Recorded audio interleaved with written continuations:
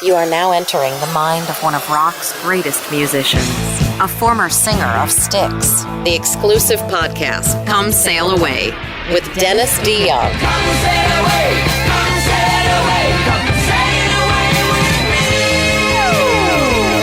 me. Hey everybody, Dennis DeYoung here. Good to see you. Good to see you. Oh, I can't really see you, although I can.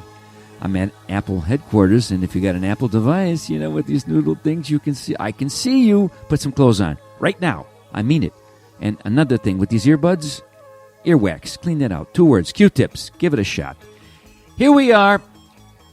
And the last time we met, I started blabbing my big mouth about production of music, how it's done, how I've experienced it myself, the advances in the technologies that have changed fundamentally the music business, turned it upside down, and it's also allowed many people who are not really singers or players in the first degree, as it were, to be able to get by with almost anything. How this manipulation of sound has reached what I would consider to be a degree that no one could ever foresee. When we first started making records, as I pointed out in 1972, our first 5 albums were done on 16 tracks. A track meaning you can record something on a track. Make it a drum, a guitar, anything. It could be a Bruce harp. I don't care. You could put it on that track. And then theoretically, in theory, you could have 16 different things playing at the same time, even though you didn't record them all at the same time. Isn't that it's amazing? Now, back in 1972 when we started with our 16 tracks, we essentially made all those records. And think about the Beatle records. Oh my God, those were 4 tracks for the most part. And if you go back further, Frank Sinatra in the 40s or even the people in the early 50s, they were essentially all recording in real time, live, onto one track. Monaural, no stereo, one track. Amazing. Still, people enjoyed music. Somewhere in the 60s and the 70s, the advances in sound quality, they went mental. They were out there. Everybody had to have their own stereo, especially in the 70s, and they had their own rig. Now people have decided they would rather have convenience and facility over sound quality. A little bit of a disappointment to people like myself who really value what music sounds like. But I got to tell you the truth. I can't be an elitist. When I was a kid loving music and really wanting to grow up to be a musician, I'm listening to a transistor radio in Monaural, awful sounding things, maybe sometimes late at night when my parents didn't know, with an earbud in there. So you're talking about one little thing in your right ear, and I was amused. So I can't be too much of a hoity-toity and say, oh, la, la, la, because, you know, I enjoyed the music. You enjoyed the music the way you want to. I still like the best sound possible. That's my game. That's what I do. So, getting back to, we were talking about mixing. What is mixing? I said, well, that's when you take all these tracks, 16, 24, 96, however many you can have these days because of digital technology, as many as you like, and you have to take them all, and you have to put them all into a space, and that space is 2 tracks, stereo. That's what it is. So no matter how many tracks you have, and like I said last time, you can have 40 pounds of crap. You've got to get it into a 2-pound bag. That's it. You have to figure out what's most important to be listened to in any song that you're going to mix. That means balancing, not only from EQ, which means treble or bass, very sophisticated though, to what effects are on different things. Is it a long reverb? Do we make it sound like it's in a big hall? Do we make it sound like it's in a small hall? What do we do to what's the most important thing to listen to? What's the loudest? What's the softest? Well, rule number 1 for me as a guy who mixed a lot of records and produced a lot of records is, if you want something to sound good in a mix, make it louder than everything else. That's simple. That's it. The things that are loudest will sound the best. But that is not a recipe for a good-sounding record. So if you have all these different instruments playing at the same time, you have to decide really what is the most important thing. And that would be dependent, I believe, on what kind of music you're making. For instance, if you're making disco music, dance music, EDM music, the most important thing will be the beat. So there is something called 4 on the floor, which means the kick drum, the bass drum, the drummer plays with his foot, but nowadays is probably done by machine and electronically. It'll go thump, thump, thump, thump, thump. So even you people who can't dance, which is most of us, well, if you get liquored up enough, we'll run onto the dance floor and act like a fool because you think everybody else is they're high enough, and who's going to notice you? Well, this is what EDM is all about. It's a big party where if you listened to EDM music over and over again and you were completely not high and straight, you think, well, somebody's turned that kick drum off. But anyway, so in that music, it's not going to be the vocals, it's the vibe, baby, and it's the beat. But if you're going to do a ballad, more than likely, it's going to be the singer. If you have a singer that is your meal ticket, the reason people buy something, then the singer probably should be the loudest thing.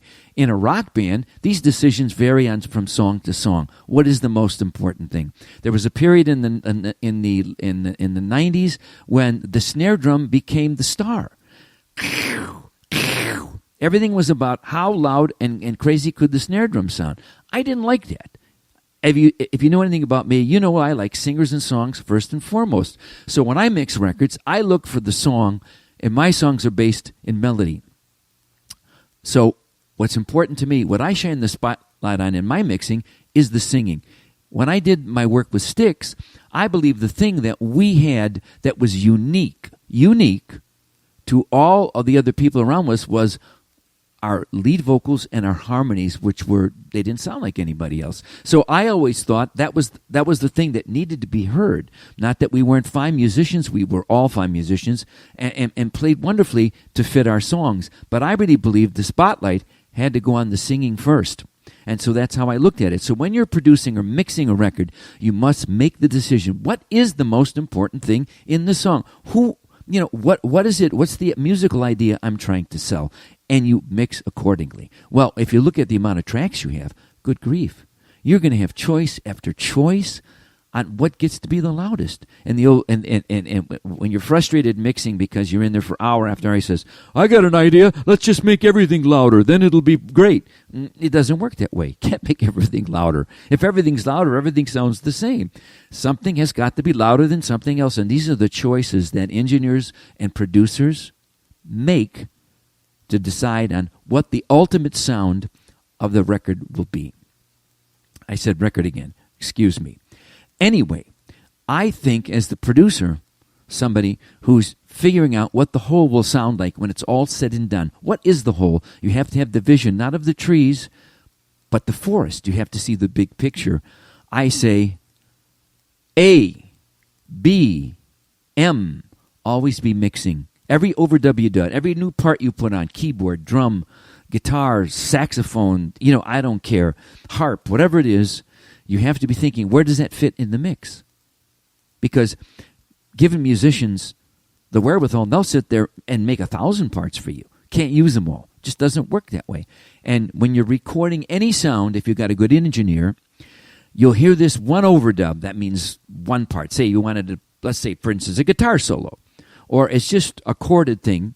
You think, you put it up and you record it, and it's gorgeous. You say, oh my God, this is going to be the best sounding record of all time. And then you have to understand that, no, wait a minute, it doesn't play all by itself.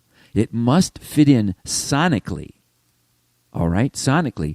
That means on an EQ spectrum where it can be heard among all the other things that are playing. Every instrument, every vocal cannot take up all that space. They have to share space in the mixing process. And it's hard. Mixing is the hardest thing about making records. It's the most tedious, the most frustrating. The old adage for me is you never finish a mix, you run out of time and money. That's it. Because you always think that you can get some magic. Sometimes when you're mixing, you get to the point where you mix too much, you steal the magic right from the whole doggone thing. You've mixed it so much that it just doesn't have any value. A lot of modern records that I hear have that going from, because they have the ability through this digital manipulation to mix and change and cut and paste. Remember now, music is like your computer. In other words, if you want to cut and paste a sentence, and anything that you do, or a photo, anything you put on your computer, anything you put on your device, whatever it is, you can cut and paste. Well, music is the same way now. Forget about it. If you played 3 notes in one spot in the song and you wanted those 3 notes to keep playing through the whole thing, you can play it once, those 3 notes, and then they can just cut and paste it. It sounds like you played it for 4 minutes. That's how easy it is to manipulate it. And speaking of manipulation of sound, I'm going to give you the best example. There's this woman called Sweet Brown. Go to YouTube. Check her out, Sweet Brown, and you just type in, ain't nobody got time for that. Did you hear that? Ain't nobody got time for that. That thing. Maybe you've seen it. She is the sweetest woman in the world. And she's been interviewed about a house fire, a typical newscast locally. And then she was so wonderful and so charming. Somebody took what she said, speaking, and made it into a song by manipulating her spoken word into a melody. That's how far we've come in the ability to manipulate sound. It's astounding. Check it out. It's on YouTube. Ain't nobody got time for that. But that's what I'm talking about. When you're mixing and you're putting things together now, you can do things that were unfathomable even 5-10 years ago. It's like astounding.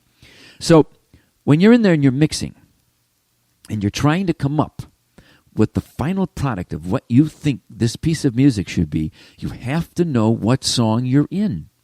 Different songs, even within in sticks of the music I make, every song must be approached differently. Is this the song where the rhythm takes on a more important part? Is it the guitars, right? What is it? Is it the synthesizers? Is it the singing? What is it that's most important? And at different times of the song, different things will be more important than others. For instance, when a guitar solo comes up, or a keyboard solo, or any kind of a solo, maybe it's Kenny G. I don't know. How would I know? That solo at that moment, theoretically, should be more important than the things behind it. These are the things that mixers do. And you sit there for hours and hours and hours, and, sometimes the funny thing, you get right down to the final mix and you say, okay, we're here. We got to give this up. We just have to, let's just fix that one little snare drum hit right there. It'll make all the difference in the world. You're going to go back in 6 months and listen. If you listen to the last 20 rough mixes you did till the final, in most cases, you're not going to be able to tell them apart. You get in this room with these speakers, with with artificial light, and you get lost. You're in there because it's very easy to forget about the forest and only see the trees. So when you're mixing in there, you're trying to do one thing. You're trying to communicate and deliver the idea of the whole, whatever that is and whatever kind of song you're in. That's what you're attempting to do. And that's what we try to do. But I'm telling you, it's frustrating, and it is the least of all the parts of the recording process that are fun. When you're in there and you're every overdub you're laying down sounds great, and you think, we're going to win the World Series. And then it becomes October, and then you got to play the other team, which is the mixing process. And the mixing process is an ugly thing. It is. So that's my take on mixing. I hope I haven't bored you. Now, there are other things involved. We talked about the producer. He's the guy in charge. And a lot of people today, we're back where we were in the 50s and the 60s when producers were king. They hired the musicians. They hired the singers. They made the arrangements. A lot of these big time producers now and mixers, they take the artist and they really they create that artist's sound. With Styx, we produced ourselves. We felt that we knew what was best for the music we were making, and so we produced our own music. And that's a whole different thing. But when I look back, when I go down and look at my albums on the wall, I think, hey, that didn't work out so bad. So anyway, mixing, producing records, and the only thing it all comes down to somebody like me is, can I communicate musically my ideas to you guys? Do you get it? Do you connect? Do you say, yeah, I think that song was written for me. Yeah, I think that's me in that song. That's the way I feel, right? That's the whole thing. And the mixing process, in my opinion, is the thing that either stands away in the way of that process or enhances it. But it's tricky. Anyway, I'm done talking about technical stuff right now in terms of mixing and producing. And next time, we'll be getting really close to Christmas. I'll have some wild opinions about the world we live in. So tune in and check it out. This is Dennis DeYoung, hoping that the universe is spinning in your direction. Enlightening? Perhaps. Entertaining? Always. Thanks for listening to the podcast, Come Sail Away with Dennis DeYoung. Get the next new episode Friday morning at 7 a.m. on this website.